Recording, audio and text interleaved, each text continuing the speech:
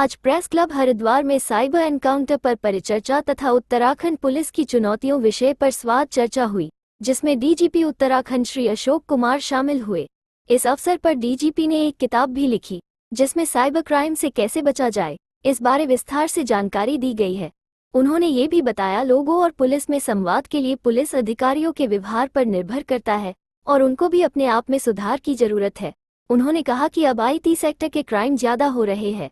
पहले चोरी डकैती की घटनाएं होती थी जिसको आसानी से ट्रेस कर लिया जाता था, लेकिन अब 1000 मील से अनपढ़ लोग फर्जी कॉल कर देते हैं और लोगों को करोड़ों का चूना लगा देते हैं, जिनको पकड़ना बहुत मुश्किल होता है। साइबर क्राइम जो करने वाले हैं उनमें एकदम महा अनपढ़ लोग मुश्किल है। बट टायरनी देखिए, ट्रेजेडी देखिए, त्रासदी देखिए कि जो है पुलिस से आम आदमी डरता है। तो कितनी बड़ी त्रासदी है। पुलिस आम आदमी को तो पुलिस को देख के खुशी होनी चाहिए कि पुलिस आ गई, मैं सुरक्षित हूँ। पुलिस का डर सिर्फ बदमाशों में होना। तो ये हमने पूरे लाइफ कोशिश की, पूरी लाइफ हमने कोशिश की। आप लोगों को पता है 2002 से 4 के बीच कितना माफिया कितने माफिया का सफाया किया गया, जो वेस्टर्न यूपी से आकर के यहाँ जड़ें जमाना चाहते। तो ये जो है हमारा ओवरऑल थ्रू लाइफ प्रयास रहा है, ताकि इंसान के सामने 2 कहानियां रोटी की, मंगलोर साइड की भी। अभी डीजीपीशिप में भी हमने कोशिश की, जो जितना भू माफिया है, जितना नकल माफिया है, इन पे नकेल कसी जाए, क्योंकि आजकल क्राइम ना ट्रेडिशनल क्राइम कम हो गया। चोरी, लूट, डकैती, मर्डर जो ट्रेडिशनल क्राइम था वो देखेंगे एक तो वो काम हो गया। दूसरा, हमने पुलिस को मॉडर्नाइज किया, प्रोफेशनल बनाया। हम लोग बता रहे हैं, आपको डाटा बता रहे हैं, जब तक यूपी में थे यानी 2000 तक अर्ली फेज में क्राइम का वर्कआउट रेट 30%, चोरी का, डकैती का, लूट, मर्डर का था 80%, बट चोरी, डकैती, लूट का 30%। किंतु आज जब मोबाइल आया एकदम से रेट बढ़ा, फिर से मोबाइल के बाद व्हाट्सएप आ गया, फिर मुश्किल हो गया पुलिस।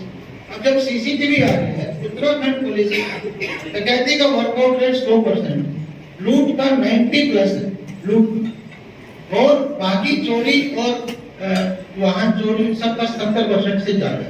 एवरेज हमारी 90 के करीब। तो ये सफेद पोस्ट क्राइम बढ़ता जा रहा है।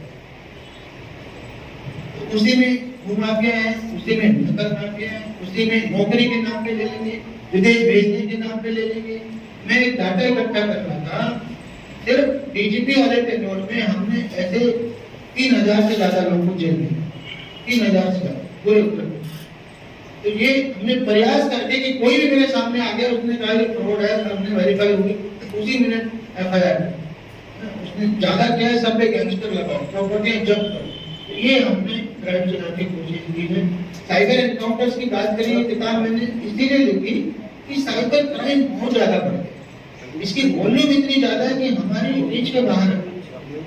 उत्तराखंड का साल भर का IPC क्राइम 14,000 और 9 महीने में cyber complaint, note FIR, cyber crime की कंप्लेंट 15,000 पार हो गई। तब सारा क्राइम एक तरफ और साइबर क्राइम एक तरफ। ये इतनी बड़ी चुनौती है कि इसको वर्कआउट करना भी आसान नहीं, क्योंकि क्रिमिनल हजारों मील दूर बैठा है। ऑनलाइन में उसको क्या एक दिन में 50 क्राइम कर देता है, तो बाद में बात कर लेंगे सारे समय। तो करेगा जो 10 रिस्क रहेगा, जितना पकड़ लेंगे, चोर को लुटेरे को पकड़ के मार देंगे, लिंच कर देंगे, इसको कोई नहीं, दूर बैठा है, अपने फोन से सब करता है। और हजारों लोगों को एक दिन मैसेज भेजा, 10 मछली पकड़ेगी, 10 को एक दिन में जाल में आके अपना कर दिया। तो सोचिए महीने में कितना करोड़ों रुपए इनको जब पकड़ने जाते हैं तो दूर से अलर्ट कर देते हैं, भाग जाते हैं पुलिस आ गई। स्थानीय लोग भी इनको प्रोटेक्ट कर रहे हैं, क्योंकि कुछ एरिया तो ऐसे हो गए हैं, जामताड़ा और मेवात। मेवात में 3 स्टेट है, जामताड़ा में 2 हैं, बिहार और झारखंड, और मेवात में यूपी, राजस्थान और हरियाणा। जो नूह में अभी कांड हुआ मथुरा साइड और भरतपुर से, तो ये इतने बड़े हब बन गए, पूरा का पूरा गांव साइड में करोड़पति बन गए लोग, तो वहां के सारे स्थानीय लोग उसको सपोर्ट करते हैं। तो हमारे लिए बहुत बड़ी चुनौती है, तो लोगों को कैसे जागरूक किया जाए साइबर क्राइम के लिए। क्योंकि वही एकमात्र रास्ता है जिससे हम इसे जीत सकते हैं।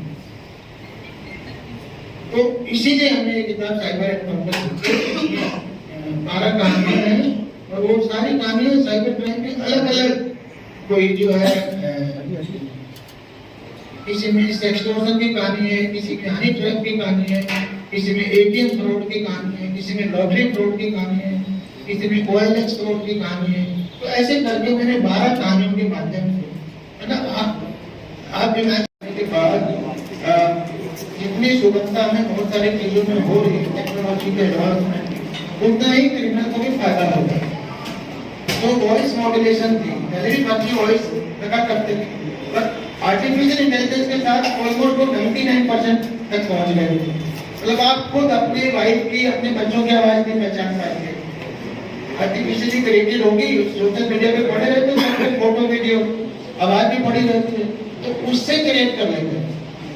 तो इतना ज्यादा क्लोज आ गया AI की मदद से कि आपको फर्जी ऑडियो, फर्जी वीडियो की पहचान करना मुश्किल हो जाएगा, ये असली है कि नहीं।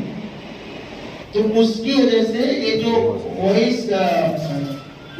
वाला फ्रॉड आया है, मैंने अपने फेसबुक पेज पे डाला था, ट्विटर पे, कि लोग क्या कर रहे हैं, वॉइस मॉड्यूलेशन करके ऐसा एक्टिंग करेंगे कि आपकी बच्चा किडनैप हो गया और बच्चे की आवाज सुनाएंगे आपको, पापा मुझे पकड़ ले, 5 लाख इनके खाते में डाल दो, नहीं तो मेरे को मार देंगे, चाकू मेरे गर्दन में लगाया।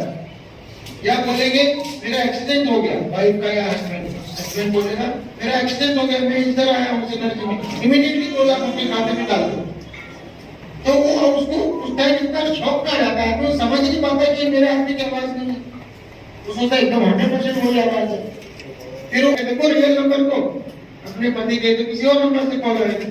तो ये जो है आर्टिफिशियल इंटेलिजेंस के साथ क्राइम का लेवल भी नेक्स्ट लेवल आगे चला जाएगा और उसके हमारे लिए वर्कआउट करना उससे और मुश्किल हो जाएगा और पब्लिक के लिए उससे बचना और मुश्किल हो जाएगा। इसलिए एक्स्ट्रा अलर्टनेस की जरूरत है।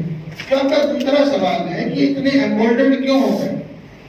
क्रिमिनल तो डरता है पब्लिक से भी, पुलिस से, पर ये लोग खुले जब नहीं आप पैसा डालते तो गाली भी देने लगते हैं, पुलिस को भी कह देते हैं। तो उसके पीछे की कारण यही है कि एक तो मैंने बोला ना, वॉल्यूम इतनी ज्यादा है, उत्तराखंड का 15,000, देश भर में 10 लाख से ज्यादा, इतनी पुलिस है कि वो सारे केस इन्वेस्टिगेट कर लेते। मतलब हमारे लिए वो एक हमारे लिए हैंडीकैप हो। Harshita, Divya times India, Haridwar.